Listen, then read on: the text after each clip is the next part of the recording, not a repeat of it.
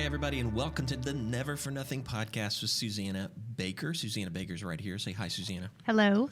It's been a long time since season one. It's just crazy. Here we are for season 2. My name's Stephen Smith, and I'm behind the controls here, and we have an amazing guest. Yes, we do. That we want to introduce to you, none other than Susannah's husband, Mr. Jason Baker. Jason, thank you for coming on the podcast. Hey, nice to be here. Thanks for having me. Yeah, it's been a great morning already, just getting prepared and talking a little bit about where we're headed. But it was kind of interesting on your way in. Something happened in the building that might be interesting. Somewhat interesting. We're in a big empty building here, Stephen. Yes, right. Right. I thought for a moment it might just be you and me. And as we waited on Susannah, and I heard, we're on the second floor. I heard some feet hitting steps coming up the first. Coming up the steps. We're waiting on.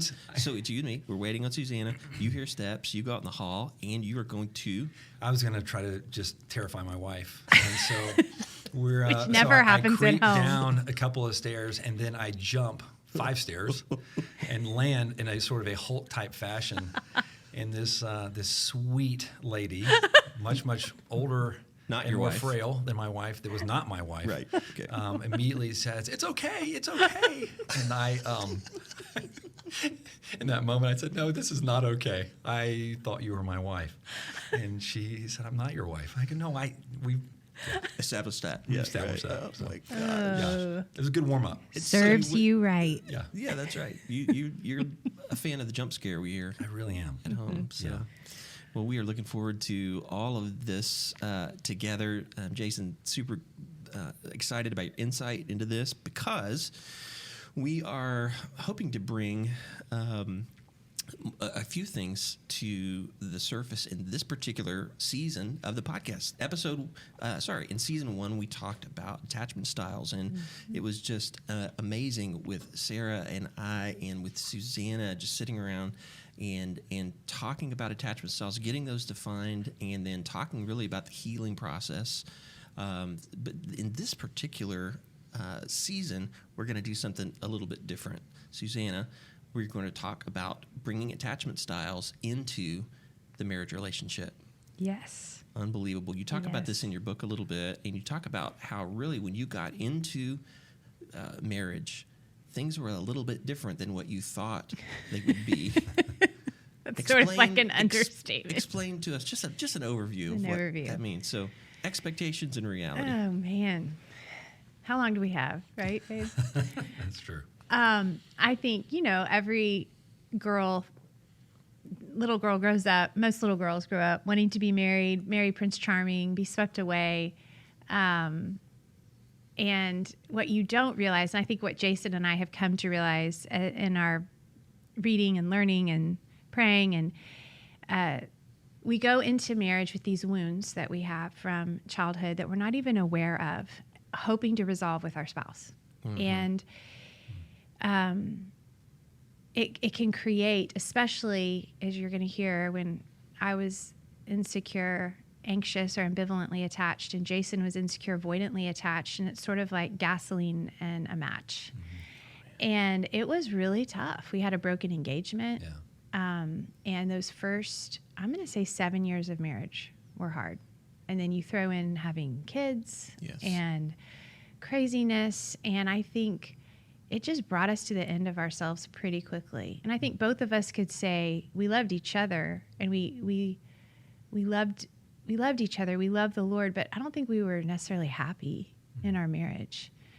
There was just a lot of friction under the surface. And it wasn't until really we both kind of came to the end of ourselves. And we were both raised in Christian homes. And so you think, oh, we should know this, or this should look a certain way, or we should have the right answers. And we didn't. And so it just took a lot of honesty before the Lord, before each other, before a counselor, a lot of patience, a lot of repentance, a lot of repair, to get to an emotionally healthy place where we could become, first, securely attached to the Lord, and then secure and safe spaces for each other. So that this is really our journey. It's not pretty. It doesn't look perfect, but I can truly say it was so cute. Mia Grace, our youngest, asked me the other day, "Who's your best friend?" And I said, "Dad. Your dad's my best friend." And because he's totally safe. I can tell him anything, and yet I know I'm going to be loved. Wow. But that's taken 21 years, you know? So we're just kind of here to share our story. And Jason, how does it make you feel when she says that? Oh, man. It's hard not to think about those first several years of marriage. And it was tough. I heard a friend of mine say recently, who'd been married about 25 years, he's like, been married 25 years, it's been the best, like, 18 years of my life. You know? And I was like, I don't think I would say that to a lot of people. But I think I did last season. But it's wonderful. It really is. And I think, like Susannah said, there was this continuum of emotions that I was experiencing. I mean, I didn't realize it, of course, but in my teenage and adolescent years, or adolescent and teenage years, and my young single years, of just, again, this idea, this gap between gladness and anger, and there was like nothing in between. Mm-hmm. And so being able to sort through that, and I know we'll get to that later, but learning to, it's like Susannah says, you can't give what you're not getting.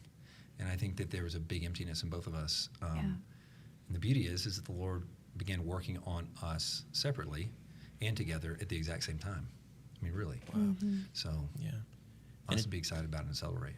And it's out of that soil that we're going to explore some things that the Lord's grown over the last couple of years. Mm-hmm. In this season specifically, we're going to be talking about a singular phrase, and that's becoming a secure spouse. Becoming a secure spouse. That's about knowing each other. That's about knowing yourself. We're going to spend just a few moments in review of attachment styles. Susannah, you're going to take us through attachment styles just to set the stage for those of you who haven't, maybe you're just jumping in today. We're so thankful that you are here. We're going to give just a little bit of review. If you want to hear more about attachment styles, you're going to be able to hear that in season 1. There are a bunch of episodes. Susannah, take us through, and just in a way of review, the attachment styles that we talked about in season 1. So, just take a step back even further. Attachment is the way that an infant relies on his or her parents or primary caretakers to help organize its brain, to figure out, how do I relate to people, to the world around me? And what's crazy is those first really 2 years of life, the way an infant learns to do that, or a toddler from his or her parents, then sets the stage for how he or she will interact or attach to every other person in his life for the rest of his life, unless some serious heart work is done. So there are kind of 4 primary ways you can attach to your parents or whoever raised you. Number 1 is a secure attachment style, and that's where, for the most part, your parents were there for you to meet your basic needs. In the words of Kurt Thompson, one of my favorite people, Good old Kurt, being seen, soothed, safe, and secure. Those 4 basic needs, and that your parents were there for you to meet those needs on a regular basis. Not perfectly, but when they weren't there, they were able to repair with you and take ownership and say, I'm sorry, and invite you into that process. Mm-hmm. There are 3 insecure attachment styles. Number 1 is the insecure avoidant style, where your parents were not there for the most part to meet your needs. And I'm not talking about, maybe they gave you 3 meals a day and had a roof over your head, but your emotional needs. You did not feel seen, soothed, safe, secure. Mm-hmm. And the message given to you was you are on your own to meet those needs. And then insecure, ambivalent or anxious attachment is that sometimes your parents were there and sometimes they weren't. A lot of times as a child, you were expected to really attune more to your parents' emotional needs than they were to yours. And you never knew what parent was going to show up. So it leaves you in a state of ambivalence or anxiety. And then finally, insecure disorganized attachment is where there's pretty severe neglect or abuse.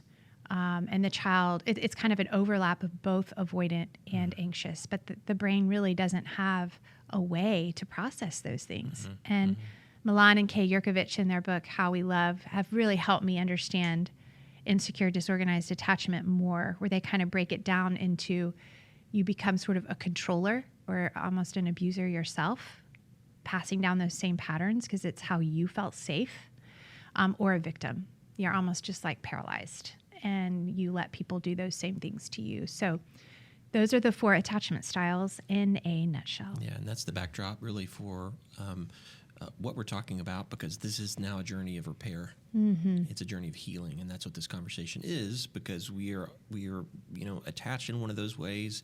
Now we're married.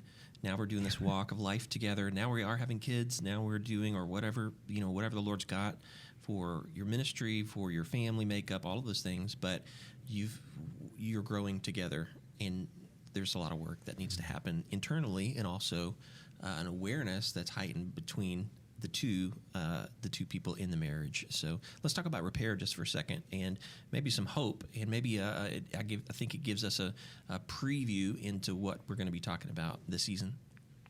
So the good news, and we talk about this in season 1, is that something called earned secure attachment is possible and available for everyone, no matter if you're 8 days old or 80 years old, where our brains can be changed, and we can the insecure attachment that we had with our parents, we can find secure attachment with the Lord. And that is the amazing news.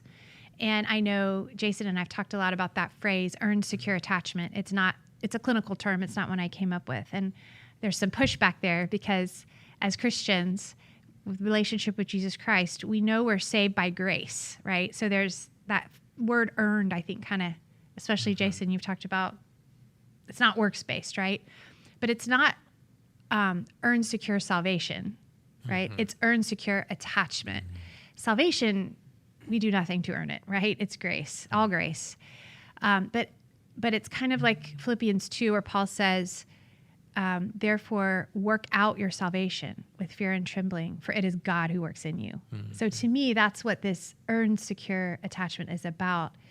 Is it God working in you? Yes. But is it also you working? Yes. Mm-hmm. It's this joining of, I'm going to cry out and let God in to transfer really that attachment, to pluck up my roots from my parents, from my family of origin, and put it in the Lord. Yeah. And I think the mistake that I made those first 7 years of marriage, and when I talk to other people, we first try to repair our attachment in marriage by repairing it with our spouse.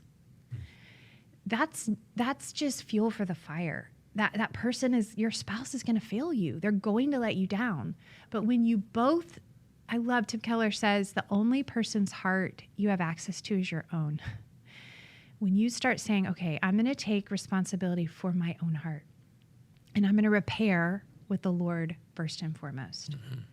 It takes the pressure off your spouse. You can have some breathing room and say, okay, this is where the primary work needs to be done with me and the Lord. And then all these other things will start to be added. Yeah. And so repair, first and foremost, has to start with you and the Lord. Mm.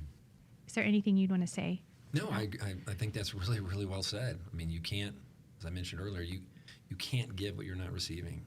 And so being in this posture of not doing but receiving the healing of the Lord first is such a critical step. And as someone who is avoidantly attached, or who was, or in the process of becoming less avoidantly attached, this idea of doing and it moving and shifting over into receiving is one of the biggest challenges. Mm-hmm. But this topic of repair, to me, is really like plate shifting kind of thing, at least for me. And it's had a huge impact on my relationship with my wife, on relationship with my children, with the people in my workspace, in my community, friends at church. It's just this picture of the Lord moving towards people, and for those created in His image to be moving towards others in His image, and then be modeling. I'm thinking about it too in terms of a relationship with our kids, modeling for them what repair looks like, and training them in that area at a young age. I think is really big, and I know we'll talk more about that. Oh man, now we're getting someplace. This is awesome. I think it's a great preview for where we're headed. really look forward to be able to unpacking some of the things that you talked, especially your own individual attachment styles, and really what began to precipitate the healing in each of your hearts, and then a healing in your marriage. So it's a fantastic thing. We'll leave it there for episode 1. We just want to tell you right at the top that Susannah has a book that follows this conversation. If you're interested in the book Restore by Susannah Baker, it's on Amazon. There's a workbook and a book there we want you to get.